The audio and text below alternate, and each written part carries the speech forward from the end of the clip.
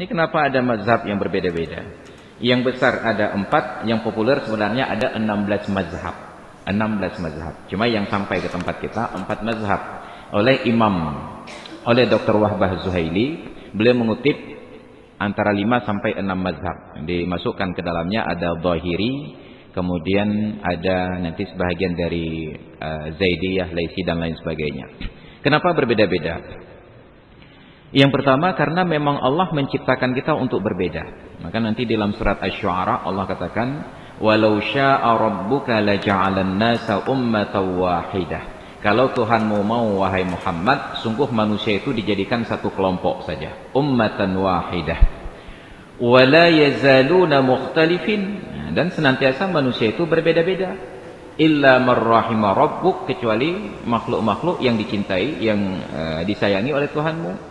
Walidzalika khalaqahum, dan untuk berbeda itulah manusia diciptakan. Maka kalau ingin menyeragamkan manusia, itu keluar dari fitrah. Manusia tetap harus ditampung perbedaan-perbedaannya. Beda warna kulit, beda bahasa, beda budaya, beda agama. Bahkan dalam satu agama beda mazhab. Bahkan dalam satu mazhab beda imam panutan. Bahkan dalam satu panutan beda amalan. Jadi tetap ada perbedaan-perbedaan. Yang perbedaan itu bukan jadi masalah. Ikhtilaful a'immah rahmatun lil ummah. Perbedaan di kalangan para imam mazhab itu menjadi rahmat sepatutnya. Nah, yang jadi masalah sekarang adalah bagaimana menyikapi perbedaan. Ternyata masyarakat kita tidak siap untuk berbeda. Masyarakat kita maunya seragam. Makanya hanya di negeri kita barangkali yang banyak baju seragam. Nah, semuanya seragam, mulai dari TK seragam, SD seragam, SMP, SMA, semuanya seragam. Ketika di tempat orang lain nggak harus seragam. Bahkan sesuatu yang tidak diseragamkan pun sekarang sudah seragam. Orang menikah sebenarnya nggak pakai seragam, tapi ternyata menikah pun sekarang seragam. Kayak orang ikut prajabatan, celana hitam baju putih. Padahal tidak ada penyeragaman pada orang-orang yang menikah. Entah bagaimana tiba-tiba seragam. Jadi ini prinsip dasarnya. Manusia tidak diciptakan untuk seragam, untuk berbeda-beda. Pertanyaannya, apakah Nabi di waktu yang sama ibadatnya beda-beda? Tidak. Nabi ibadatnya tetap sama. Cuma Nabi tidak membuat rincian ibadat itu sedemikian detail. Beliau hanya katakan, "Shallu kama ra'aitumuni usalli." Salatlah kalian sebagaimana yang kalian lihat aku salat. Itu untuk para sahabat. Kita nggak bisa melihat, kita hanya mengikut. Maka ada yang sahabat ketika hadir salat bersama Nabi melihat, misalnya cara meletakkan tangan di dalam salat. Kalau kita sekarang kan beda-beda. Ada yang begini, ada yang begini, maaf, ada yang begini, ada yang lurus. Nah, cuma di Aceh nggak ada yang lurus. Kalau nonton di televisi di Masjidil Haram ada yang lurus begini salatnya. Ada yang begini, ada yang begini. Nah, sekarang ada yang begini, ada lagi yang begini. Nah, orang sakit perut. Itu ada gaya-gayanya. Jadi masing-masing itu mereka melihat dari Rasulullah. Kenapa berbeda-beda? Karena dilihat dari belakang. Sebab Nabi yang jadi imam, mereka di belakang. Kalau sudah melihat langsung dari depan berhadapan, nggak ada yang berani berdiri di depan Nabi kalau beliau sedang sholat. Tetap dari belakang. Maka masing-masing merasa.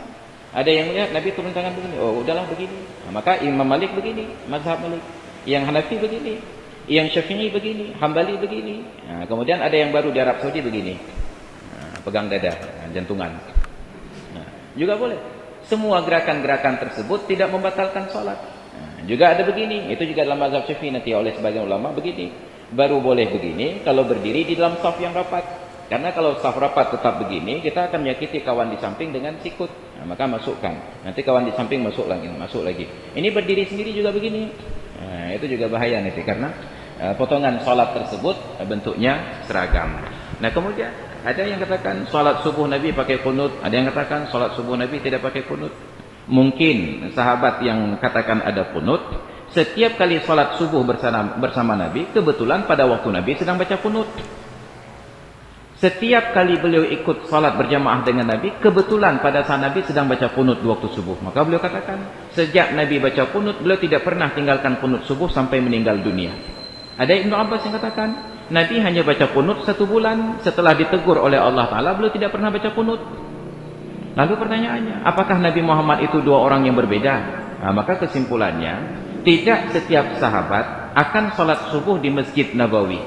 Ada beberapa masjid, termasuk ada Masjid Quba, Masjid Qiblatain, Masjid Jin, ada beberapa tempat. Sekali-kali mereka ingin mengambil berkah hadir ke Masjid Nabawi, salat bersama Nabi. Maka ada sahabat seperti Wa'il bin apa yang meriwayatkan hadis tentang kunut. Wa'il ini setiap kali dia datang salat di Masjid Nabawi, kebetulan pada saat Nabi sedang baca kunut, maka beliau katakan, tidak pernah Nabi tinggalkan kunut sejak beliau mulai sampai beliau meninggal dunia. Ibnu Abbas yang sekali-kali datang ke masjid, kebetulan pada waktu beliau ikut salat subuh bersama Nabi, ketika Nabi tidak baca kunut, maka beliau katakan, setelah Nabi baca kunut 1 bulan, nggak pernah lagi kunut sampai meninggal. Dua-duanya benar, hanya sudut pandang yang berbeda. Nah, maka oleh imam-imam mazhab kemudian menelusuri hadis-hadis ini yang sampai kepada mereka itu yang difatwakan. Maka bagi kita kalau memang sudah alim setingkat, pertanyaannya, kenapa mereka nggak berembuk? Itu kan, kenapa mereka tidak berembuk? Masalahnya mereka nggak bertemu. Imam Hanafi lahir pada tahun 90 Hijriah, meninggal tahun 150. Di tahun yang sama Imam Syafi'i baru lahir. Enggak mungkin Imam Hanafi yang sudah tua musyawarah dengan Imam Syafi'i yang baru lahir. Nah, kemudian lalu kenapa enggak ketemu Imam Malik saja? Imam Hanafi di Irak, sedangkan Imam Malik di Madinah. Irak dengan Madinah tersebut jarak tempuhnya 3 jam penerbangan dan enggak ada pesawat yang buka jalur komersil pada waktu itu. Sulit untuk bertemu. Kemudian mereka sudah berusaha, makanya Imam Syafi'i kemudian beliau berguru kepada Imam Malik. Dari tempat Imam Malik beliau datang ke tempat Imam Hanafi, tetapi beliau tidak ingin mengintervensi pendapat orang lain. Imam Malik sesuai dengan ijtihadnya, itu ijtihad Imam Malik. Bahkan Imam Malik yang guru Imam Syafi'i, ketika beliau berangkat menunaikan ibadah haji ke Mekah, beliau berwasiat kepada Syafi'i, wahai Muhammad bin Idris, selama saya dalam perjalanan ibadah haji ke Mekah, maka majelis di Masjid Nabawi ini engkau yang pimpin. Imam Syafi'i, kalau bahasanya, ini meja besar tempat Imam Malik duduk, ada meja kecil begitu di sampingnya, Imam Syafi'i duduk. Setiap penjelasan Imam Malik, Imam Syafi'i tulis notulennya. Ketika Imam Malik berhalangan berangkat haji, Imam Syafi'i tidak berani duduk di sini. Itu etika para ulama. Mereka tidak berani duduk di tempat gurunya duduk, tetap di meja kecilnya. Meja ini dikosongkan. Beliau sampaikan pengajian. Nah, beliau catat sendiri. Setelah Imam Malik pulang dari Mekah, pulang haji, beliau sampaikan laporan. Wahai Tuan Guru, sepanjang Anda melakukan perjalanan ibadah haji, saya memberikan pengajaran kepada jemaah, ada pertanyaan yang masuk dan ada jawaban. Ini pertanyaan dan ini jawaban, tolong Anda koreksi. Yang salah dibatalkan. Apa kata Imam Malik? Itu ijtihadmu dan itu sudah benar. Itu ijtihadmu dan itu sudah benar. Bahkan beliau yang alim tidak mengoreksi pendapat muridnya. Kenapa? Masing-masing ada ijtihadnya. Kemudian Imam Syafi'i minta izin kepada Imam Malik untuk bersilaturahmi kepada murid-muridnya Imam Hanafi. Ada Abu Yusuf dan Abu Muhammad. Sampai ke sana. Singkat ceritanya, ketika sudah bertemu, mereka terjadi dialog antara 2 orang murid dan sahabat Imam Hanafi ini dengan Imam Syafi'i. Walaupun Imam Syafi'i baru 18 tahun, orang-orang tua ini sudah usia di atas 70-an tahun, mereka akui keilmuannya, katanya. Bahkan kalau guru kami masih hidup, kamu jauh lebih alim daripadanya. Itu kata sahabat dan murid Imam Hanafi. Akhirnya mereka katakan, guru kami sudah meninggal, beliau tidak izinkan kami untuk menulis ilmu dari beliau. Sepeninggal beliau kami menulis ilmu dari ingatan kami sendiri. Maka semua buku itu ada dalam pustaka dan ini kuncinya. Tolong Anda masuk ke dalam, baca, yang kira-kira salah menurut Anda silahkan coret.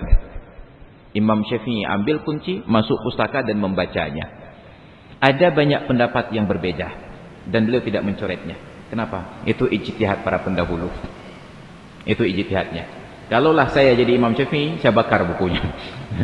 Untung saya nggak jadi Imam Syafi'i. Ya, kenapa? Karena ego.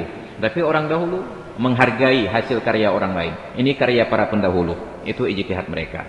Beliau berangkat, tinggalkan Irak, menuju ke Mesir. Beliau sering bersilaturahmi dengan Imam Ahmad. Imam Syafi'i 10 tahun lebih tua dari Imam Ahmad bin Hanbal. Imam Ahmad walaupun hanya selisih 10 tahun dari Imam Syafi'i, beliau menganggap Syafi'i sebagai guru sekaligus sebagai ayah. Mereka sering dialog, tapi tidak pernah kemudian berbantah-bantahan keras kepala. Nah, ketika tidak ada solusi tetap itu ijtihadmu dan ini ijtihadku. Maka setiap kali Imam Syafi'i datang ke Basrah, beliau katakan, tidak ada di Basrah ini orang yang lebih alim daripada Imam Ahmad bin Hanbal. Maka tetap pengakuan di antara para ulama. Maka kalau kita bertanya, kenapa ada perbedaan-perbedaan? Karena sifatnya manusia diciptakan untuk berbeda. Lalu bagaimana sikap kita? Sikap kita berguru. Berguru, yang gurunya mempunyai guru, yang guru-gurunya mempunyai guru, yang guru-guru-gurunya punya guru, sampai silsilah guru itu ada kala berhenti pada Imam Hanafi, Maliki, Syafi'i ataupun Hambali. Maka silsilah guru inilah yang kemudian disebut dengan mazhab. Kalau ada guru nggak ada mazhab bagaimana? Nah, kalau ada guru tidak ada mazhab, itu ada mazhab baru. Man la syaikha lahu fa syaitanu syaikhu. Orang yang tidak punya guru, maka syaitanlah yang jadi gurunya. Ya, maka kalau ada orang katakan saya tidak bermazhab, itu mazhab setan namanya. Kenapa? Karena tetap ada eksistensi guru yang mengajar di belakangnya. Maka sekarang kita ikuti tradisi tersebut. Bahwa kemudian kita bingung, ya gampung nak baca doa, itu kahana doa leko. Ya, maka itu nanti ruang toleransi. Boleh baca doa, boleh tidak baca doa, boleh amal zikir secara sir, boleh secara jihar. Yang jangan saling menyalahkan. Kenapa? Karena itu adalah ruang khilafiyah, perbedaan pendapat. Nah, kalau kita setuju, ya kita datang. Enggak setuju, ya kita pulang. Yang jangan enggak setuju, enggak sholat. Ya, jadi itu yang penting intinya. Demikian, terima kasih.